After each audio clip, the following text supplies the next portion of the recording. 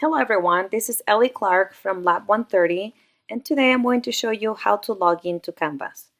By now, you should have received an email from us showing you the link to log into Canvas. But if you don't have it, just Google Canvas Miracosta. When you press enter, the first link you will see is this one, Log into Canvas, which will show you this page. When you click Login, type your student ID with a W, then a 7 usually, and the rest of the numbers.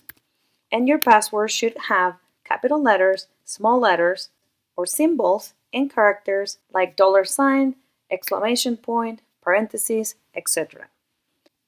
Once you log in, just click on Courses and you will be able to see all the classes you have listed. Today, I want you to click on Lab 130. Once you log in, I want you to click Websites to improve your English.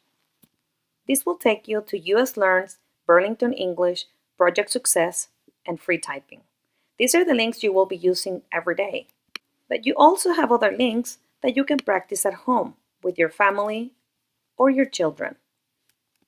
If you go back home, you will be able to access all this information, as well as contact information for your instructor, instructional aid, and other links.